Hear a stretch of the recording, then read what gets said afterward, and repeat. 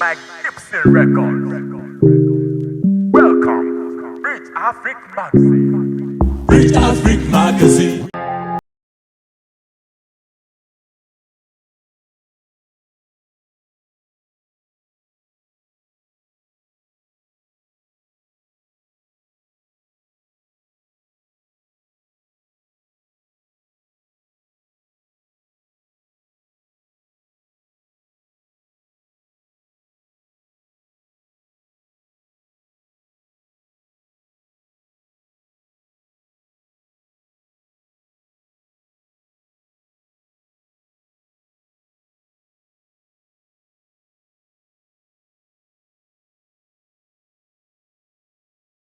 Hi, thank you so much, Bridge Afrique Media, for the opportunity to share a little bit about myself and my country, which I represent here in Guangzhou as a Consul General.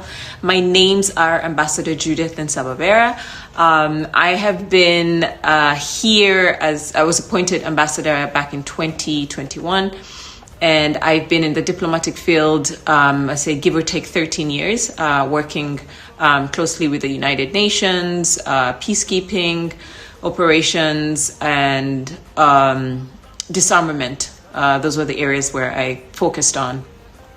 But you asked what is my experience as a diplomat and being an ambassador. I feel like I've always represented my country. My first instance was when I played professional sport, which I got a chance to play the US Open and come to the US to be able to represent my country. And so I feel like I've always been representing my country in one way or the other. My life as a diplomat, I don't know. I try not to really focus on life as a diplomat. I focus on life in general, being able to experience culture, to experience life in a different country. So it's been really rewarding and a really great experience, especially in the last 3 years where China was closed off and it was a little difficult, but it gave me a chance to slow down, to learn the language. So I speak Idian of Zhongguan, but it's been a really great experience, and I'm looking forward to the opportunity. I'm looking forward to ways in which my country can engage even further with China to have a mutually beneficial partnership. Thank you.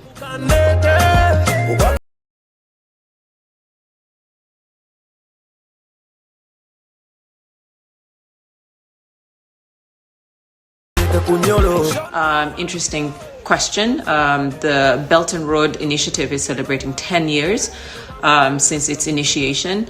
There's so much that we can learn from China in regards to security, in regards to development. I'll give you an example. The city of Guangzhou, where I live, the area specifically where I lived 20 years ago was rice fields, but now it's high-rise apartments. And then I was also, I got a chance to go to Zhongshan. They had an investment conference to attract outside investors. And one of the things that they mentioned was that the government of China, what they decided that any city that's over 1 million people has to have a high-speed train.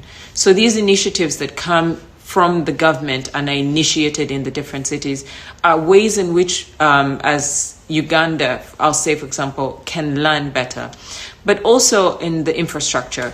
If I give an example that if I ask you what's happening in Central African Republic or in Mali or in Cameroon, most people don't know, because we know more about the Western countries, America, Europe, than we know more about our continent. But the issue is that the infrastructure is not developed. It's very difficult for me to be able to travel from Uganda to Mali, for example. Historically, we would have to go to Europe, and then from Europe, then come back to Africa. So if we can find ways to develop the transportation and infrastructure system within the continent, it will allow us to develop and understand our development process even better, and even understand what's happening on the continent and all the opportunities that the continent has to offer.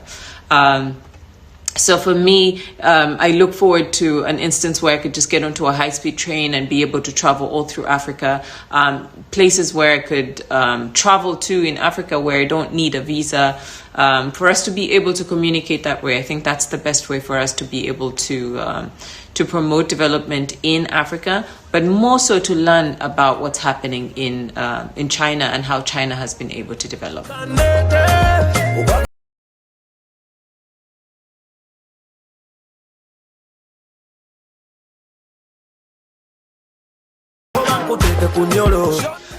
The experience really depends on who you talk to. I've had very many positive stories, but that doesn't negate the few stories that we've had where people haven't had really good experiences.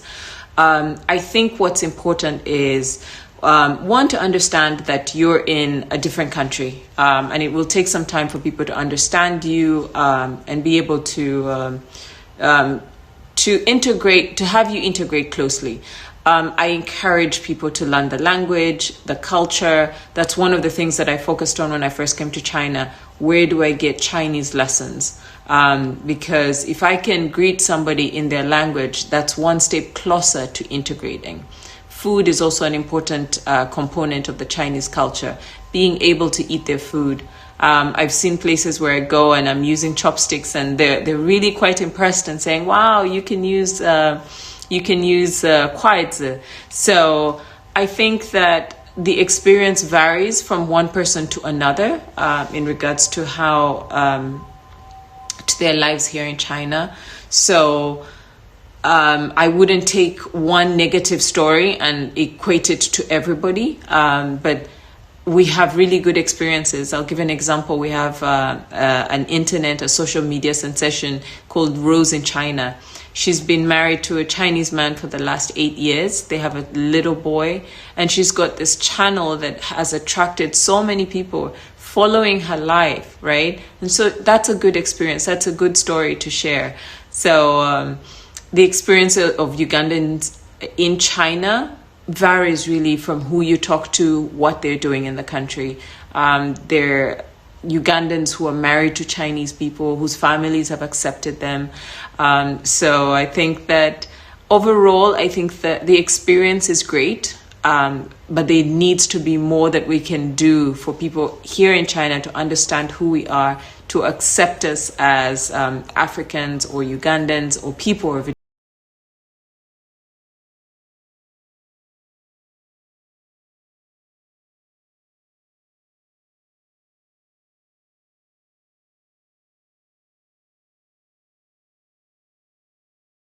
affected severely by climate change, and this is a major threat to our sustainable development and our efforts to end poverty. In the past few years, we've experienced adverse weather patterns such as prolonged droughts, as well as landslides in the eastern part of the country and devastating floods. So in some of the initiatives that Uganda has put in place is that there's a lot of tree planting and grass planting, as well as being able to educate people on climate change and some of the ways to be able to curb and reduce its effects on the country. One of the things is that Uganda was one of the first countries in Africa to develop and endorse its nationally determined contribution partnership plan. It's called the NDC-PP. This was in June 2018. And it made key commitments in this regard to include reducing national greenhouse gas emissions by 22% in 2030, reducing climate vulnerability of climate-sensitive sectors since the economy is naturally resource-based, and building climate change resilience of key sectors and managing disaster risks. So compared to other countries, Uganda ranks high in its #1 commitment to regarding climate change. The government has been able to take this as a serious issue and been able to partner and educate the community on how to curb climate change. So those are some of the few efforts I can mention, but we have a whole ministry that that deals with this, and so we have a full commitment of the government in regards to reduction of the adversities that are caused by climate change.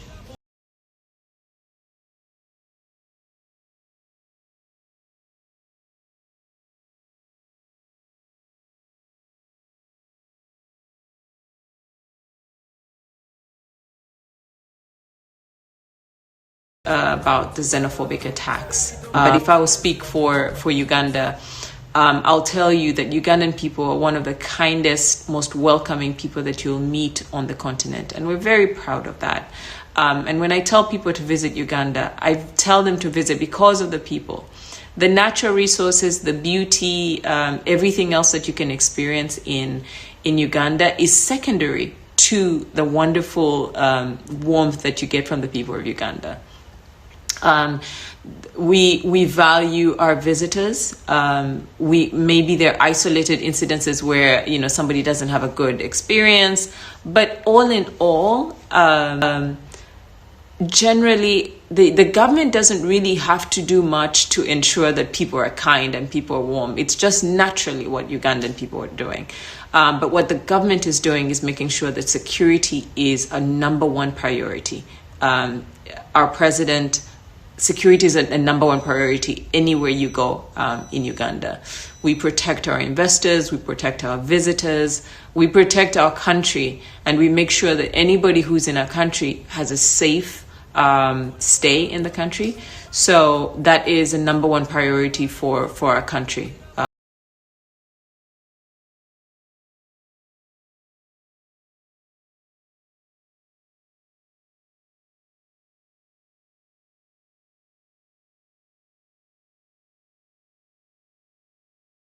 I wouldn't suggest a particular career. I would suggest that anything that you choose, you need to be happy. When you're happy in a job that you do, in work that you do, it doesn't feel like work. It feels more of a passion. But what I would really suggest for people to start looking into is agriculture. One, because Uganda is a country that is richly blessed. Anything you put in the ground is going to grow. We have abundance of land and so many resources. So I think that, one, because people are always going to need food, there are innovative ways to do agriculture now. So that is one area that I would encourage young people to start looking into. I know farming wasn't like a cool thing to do, but I've had the opportunity of visiting farms that are so high tech. And it's amazing what output and how they're tracking quality and productivity of the farm. It's really amazing. So farming is one thing I would really encourage people to do. Another thing that I would encourage youth to do is sports. One, because I'm a recipient of what sports can do to a person's life. Creates discipline, but there are ways in which people are making money out of it. So I would love for our parents and also young parents who are coming up and have children to encourage their children to pursue sports, the arts. These are areas in which people can be creative, areas that really support somebody's human and mental development. So I think the best thing for me to do is that find something you love and do it with a passion. That's my opinion in regards to a career.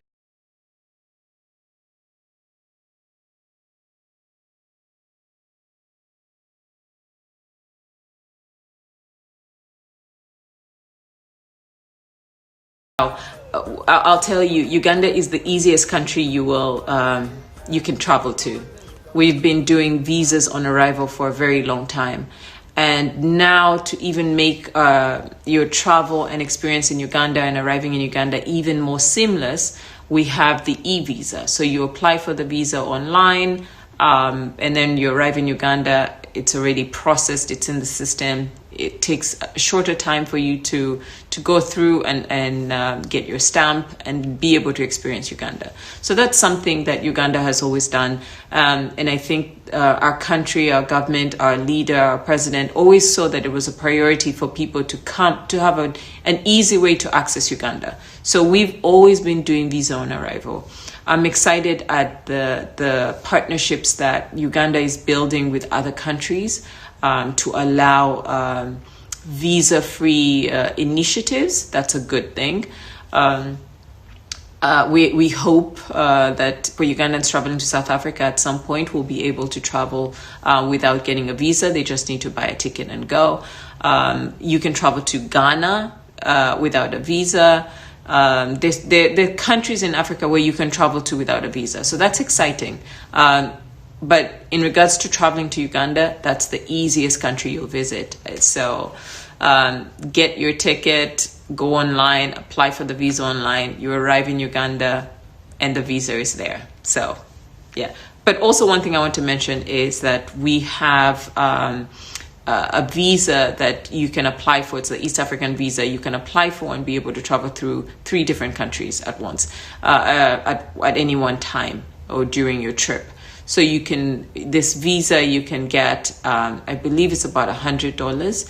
You can travel to Kenya, Uganda, Rwanda, and I'm sure other East African countries are going to add on so that we're able to just travel all through the East African community without any visas. So yes, I'm excited. I'm really happy about our policy in regards to people coming into our country and finding it really easy to apply for a visa and to experience the beauty that our country has.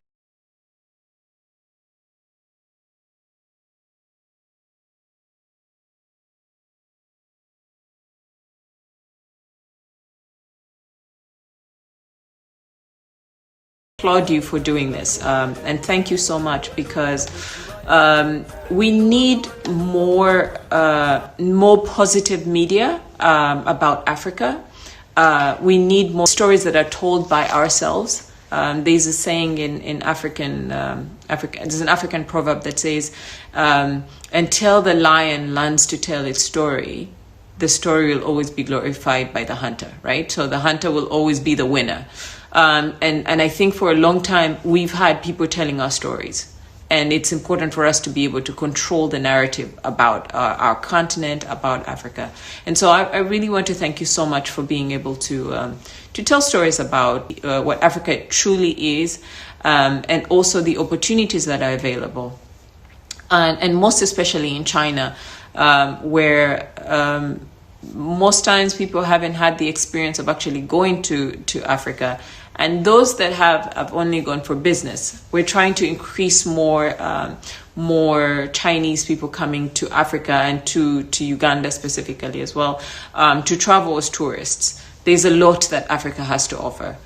Historically, the Chinese have always traveled to Europe, to America, South America. We need to promote more about Africa. And I think that with publications like yourselves, you'll be able to tell our Chinese community what Africa has to offer. So I definitely applaud you on that. And in regards to advice, I think the best advice I would say is that, being able to create partnerships that can allow you to tell a story. And thank you so much, for example, reaching out to the consulate of Uganda in Guangzhou and the embassy in Beijing of Uganda. This allows for us to be able to reach people who we would not necessarily be able to reach. So your publication goes out to several people. You have an online platform. So I think that it's great that you make these partnerships with people who are able to share what our culture and what we are, what we have to offer as African people and as Ugandans. Other partnerships that you can make are the business community, people who are invested in building partnerships, economic partnerships in Africa. So the business community, those are people who would benefit from really understanding what it's like to invest in Africa, to be African, and to travel to Africa. those are the few words that I would say, because otherwise you're doing a great job really telling people about who we are through your magazine. So I'm really, really grateful. And I thank you so much for the opportunity to be able to share a little bit about myself and the country that I serve. And one last thing that I want to share is in celebration of the 60th anniversary of our relationship, our diplomatic relationship with China, Uganda saw it fitting to be able to have a direct connection. So one of the things that we've done is that we're launching Uganda Airlines flying directly from Entebbe to Guangzhou. It will allow for more travelers to go. And we're really excited about this, and we hope that you can build a partnership with them and be able to promote Uganda Airlines and have more people traveling the crane to the Pearl of Africa. So thank you so much.